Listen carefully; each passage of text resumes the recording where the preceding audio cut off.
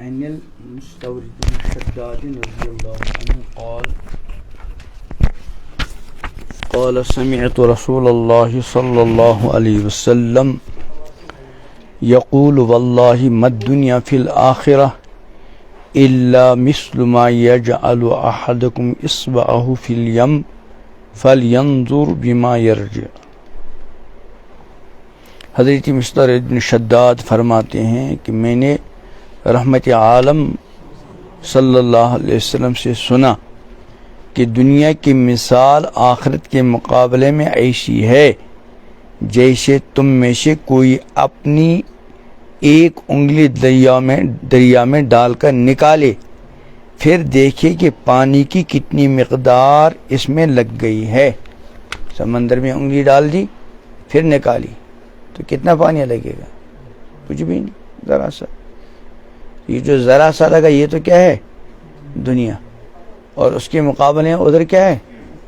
سمندر. اب کتنا نادان ہے نا وہ بندہ جو اتنے پر سب کچھ اپنی زندگی قربان کرے اور سمندر کو چھوڑ دے. اللہ رب العزت نے جس طرح اس عالم دنیا کو پیدا فرمایا جس میں ہم اور آپ اپنی زندگی گزار رہے ہیں اور جس کو ہم اپنی آنکھوں اور کانوں وغیرہ حواس سے محسوس کرتے ہیں، جس طرح یہ واقعی ایک حقیقت ہے، اسی طرح اللہ رب العزت نے اس عالم دنیا کے بعد عالم آخرت کو بھی پیدا فرمایا ہے.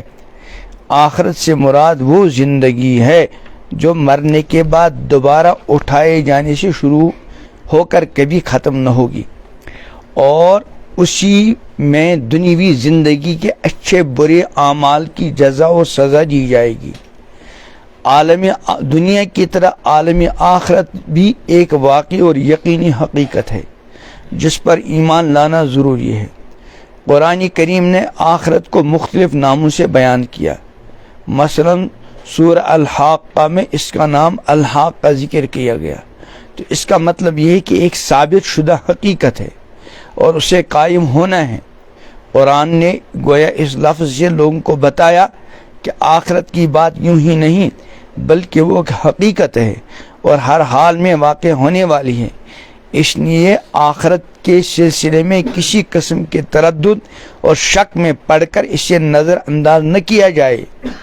اب یہ بات کہ اس دنیوی زندگی میں ہمارا آخرت کو نہ دیکھنا اور اسے محسوس نہ کرنا، تو یہ بالکل ایسا ہی ہے جیسا ماں کے پیٹ میں ہونے کے زمانے میں ہم اس دنیا کو نہ دیکھ سکتے تھے نہ محسوس کر سکتے تھے، لیکن جب ہم ماں کے پیٹ سے منتقل ہو کر دنیا میں آئے تو ہم نے اس دنیا اور اس کی وہ تمام حیرت انگیز چیزوں کو اپنی آنکھوں سے دیکھ لیا، بلکہ ان کا مشاہدہ و تجربہ کر لیا جن کا ہم ماں کے پیٹ میں تصور بھی نہیں کر سکتے تھے. بالکل اسی طرح جب اس عالم دنیا سے موت کے بعد منتقل ہو کر ہم عالم آخرت میں پہنچیں گے تو وہاں کی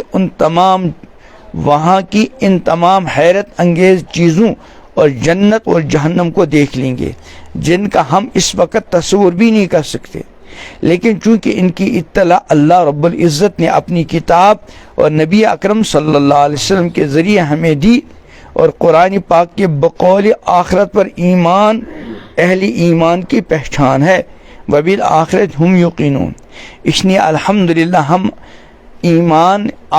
ہم اہل ایمان آخرت پر بھی یقین رکھتے ہیں اور فکر بھی کرتے ہیں، اور عاجز کا خیال ناقص ہے کہ فکر آخرت در حقیقت چراغ آخرت ہے جو مومن ہی کے دل میں روشن ہوتا ہے.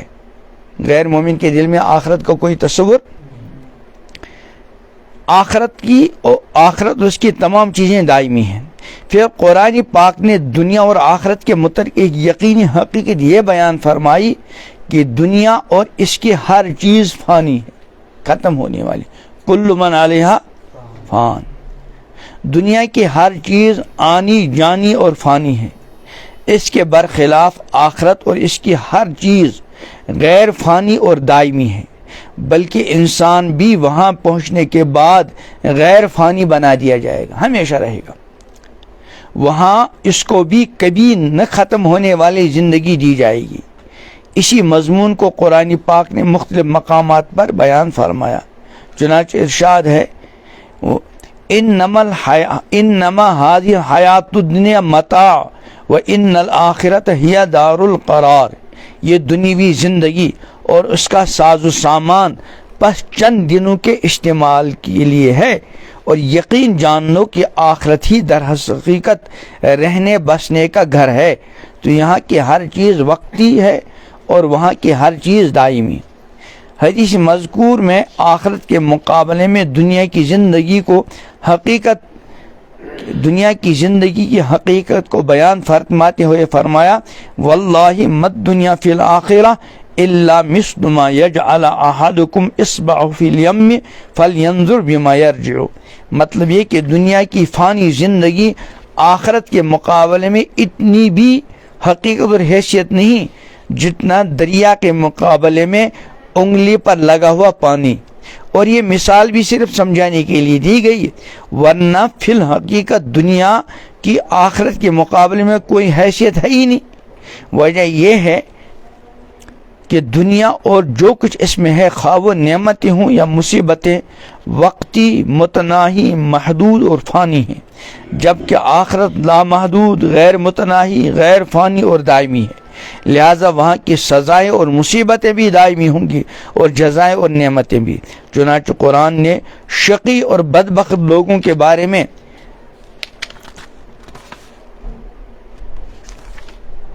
جو دنیا ہی کے طلبگار تھے ارشاد فرمایا فَأَمَّا الَّذِينَ شَقُوا فَفِي النَّارِ لَهُمْ فِيهَا زَفِيرٌ وَشَهِيقٌ خَالِدِينَ فِيهَا، جو لوگ شقی ہیں، بدبخت ہیں، وہ دوزخ میں ہوں گے جہاں ان کے چیخنے چلانے کی آوازیں آئیں گی، یہ اس میں ہمیشہ ہمیشہ رہیں گے۔ اور دوسرے مقام پر فرمایا وَمَا هُمْ بِخَارِجِينَ مِنْهَا، یہ لوگ کبھی بھی دوزخ سے نہ نکلیں گے۔ مطلب یہ کہ وہاں کافروں اور مجرموں کو جو سزا دی جائے گی وہ دائمی ہوگی، اسی طرح آخرت کے امیدوار مومنوں اور فرما برداروں کو جو جزا دی جائے گی وہ بھی دائمی ہوگی۔ فرمایا وَأَمَّا الَّذِينَ سُعِدُوا فَفِي الْجَنَّةِ خَالِدِينَ فِيهَا، جو نیک بخت ہوں گے وہ جنت پہ ہمیشہ ہمیشہ رہیں گے۔ دوسرے مقام پر فرمایا لا يمسهم فيها نصب لا يمسهم فيها نصب وما هم بمخرجين وما هم منها بمخرجين، کہ وہاں ان کو کوئی تھکن نہ ہوگی اور نہ وہاں سے کبھی نکالی جائیں گے۔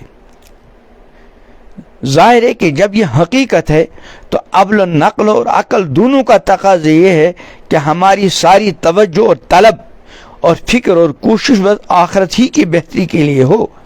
دنیا ضرورت پوری کرنے کی جگہ ہے، چاہت پوری کرنے کی جگہ نہیں۔ ایک ہے ضرورت پوری کرنا اور ایک کیا ہے؟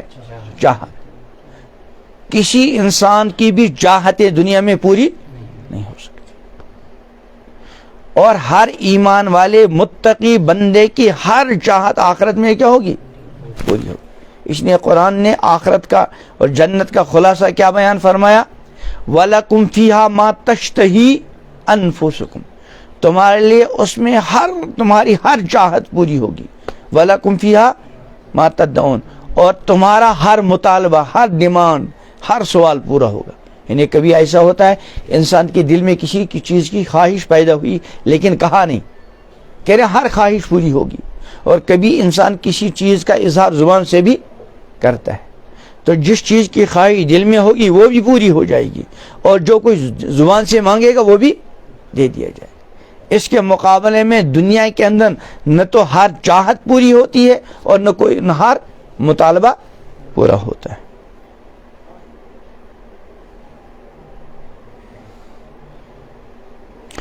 تو کیا کہتے ہیں؟ دنیا ضرورت پوری کرنے کی جگہ ہے، چاہت پوری کرنے کی جگہ نہیں، لہذا دنیا سے ہمارا تعلق بقدر ضرورت ہی ہو۔ ہم دنیا کے طلبگار بننے کے بجائے آخرت کے امیدوار بن جائیں، لیکن بظاہر اسی وقت آسان ہے جب آخرت کے حقائق کا مکمل یقین اور ان کا استحضار نصیب ہو جائے۔ آج صورتحال یہ ہے کہ آخرت کا کسی درجے میں ہمیں یقین تو ہے مگر اس کا استحضار اور دھیان بہت کم ہے۔ یقین تو ہے لیکن ہر وقت وہ دل و دماغ میں گونجتی رہے یہ چیز عموماً نہیں ہوتی، مگر اس کا استحضار و دھیان بہت کم ہے، اس لیے آخرت کے بجائے دنیا کی طرف ہماری رغبت اور توجہ زیادہ ہے، جبکہ حضرات انبیاء علیہم السلام، صحابہ اور صلحاء کو یہ چیز میسر تھی، جیسے قرآن نے ارشاد فرمایا کہ انا اخلصناہم بخالصۃ ذکر الدار، انا اخلصناہم بخالصۃ ذکر الدار، ہم نے ان کو ایک خاص وصف کے لیے چن لیا، کیا ہے وہ؟ جو آخرت کے حقیقی گھر کی یاد تھی، یعنی یہ لوگ آخرت پر یقین، اس کا استحضار اور اس کو یاد رکھتے تھے، اس لیے ان کی ساری رغبتیں اور دلچسپیاں آخرت کے ساتھ خاص ہو گئی تھی، دنیا کی رنگینیوں سے ان کا دل اچاٹ اٹھ چکا تھا۔ صاحبو، یہ ایک حقیقت، یقینی حقیقت ہے کہ دل میں آخرت کا یقین اور اس کا استحضار پیدا ہونے کے بعد کسی بھی انسان کے لیے اس کی فکر اور تیاری کرنا، مراد گناہوں سے بچنا اور نیکیوں کا اہتمام کرنا آسان ہو جاتا ہے۔ اللہ تعالیٰ مجھے بھی، آپ حضرات کو بھی آخرت کی حقیقی فکر اور آخرت کا استحضار نصیب فرمائے، اور آخرت کی ابدی زندگی کو سامنے رکھ کر دنیا کی چند روزہ زندگی گزارنے کی توفیق عطا فرمائے۔ سبحان اللہ وبحمدہ، سبحانک اللہم وبحمدک، ونشہد ان لا الہ الا انت، نستغفرک ونتوب الیک۔